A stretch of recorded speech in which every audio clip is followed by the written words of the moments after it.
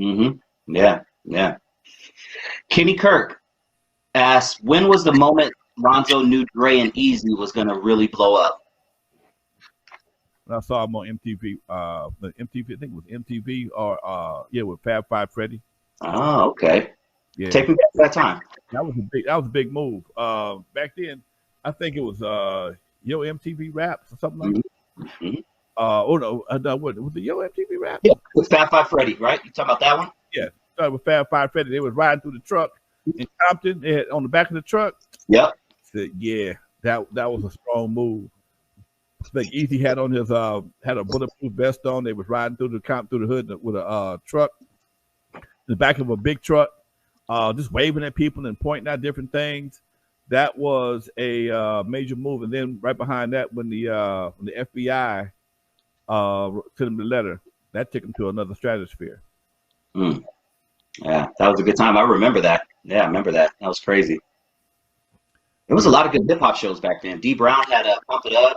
D Barnes, yeah, she D did. Barnes. Let's see, D Brown, my bad. D Barnes, yeah.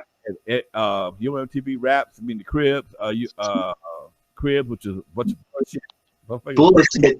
Nobody lived in those houses. You know that, right? Have you seen the one with Eazy twins? Yeah, I just watched this story on YouTube. Yeah, this nigga pointing at boats and shit. They were faking that shit. You know, man, come on. You know, and when you see the shit, some of the people, I think a couple of people I knew, I'm like, come on, nigga, don't live like that. Mm-hmm. But that was the primer. That was the primer for what we got over the last 20 years. Okay, you had to perpetrate your lifestyle in order to be bigger than what you are. But understand, check this out. I noticed this the other day. I was watching the videos on YouTube, and I noticed how everybody blows their lifestyle up. When they go on stage, they look real basic, they look real normal. Okay, so what I mean by that is there's no showmanship when it comes to the stage.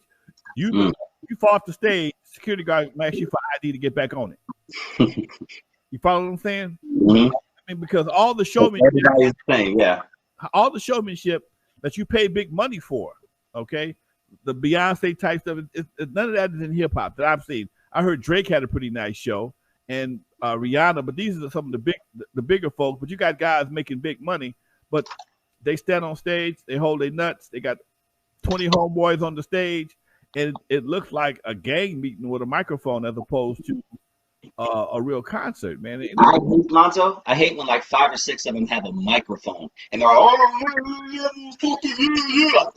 man, can you motherfuckers have a microphone, please? Me and clientele to hire the DJ, a boy DJ Domino. We did a show out at MacArthur Park one time, about 4 or 5 years ago, 5, 6 years ago now, and I didn't know who Domino was, and we were performing, and I asked everybody after. I come from a different generation, man. If you ain't standing in front of a microphone, why is your ass on stage? Stage, man. I don't want nobody. I'm the record crew. I don't need nobody taking selfies of me with me on. Get off my stage, man. And it just Domino was cutting and scratching, and then I noticed that because he was throwing me off because I wasn't used to him doing what he was doing. And then all of a sudden I looked around, man, and it was 10 to 15 cats on stage, and they wasn't pop locking a part of or a part of the show. Nah, man, this ain't what I do. On stage, man. No. Me and 3 other guys, that's it. Or me and Klein, that's it. Everybody else, it looks tacky, man. It has no professionalism whatsoever. Yeah. Now, if y'all some beautiful women, I have no problem with that. And they got to be on beat. They can't be nowhere around the beat. They got to be on the beat. Okay? Yeah. Yeah, man. Let's see. You know, this is a good one right here. Because I'm a hip hop nerd. I know this from popular movies like Breaking. I had Boogaloo Shrimp on my show, and he did a whole segment on this. Lonzo, did you ever DJ or perform at the Radiotron in the 80s? And just to correct you, Miami 808, it was just called the Radio. Radiotron was what it was called in the movie. You know what? You're right and you're wrong.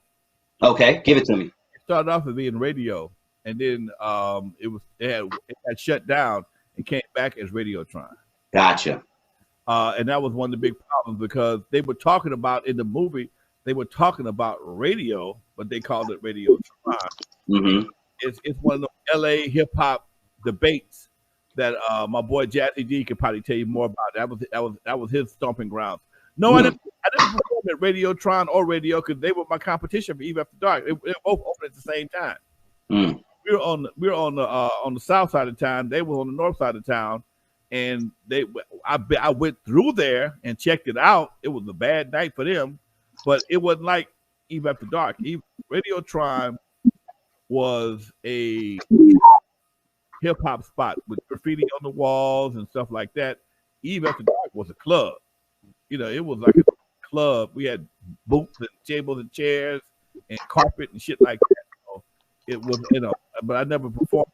But I did go by there and check it out. Okay. Man, we got some great questions.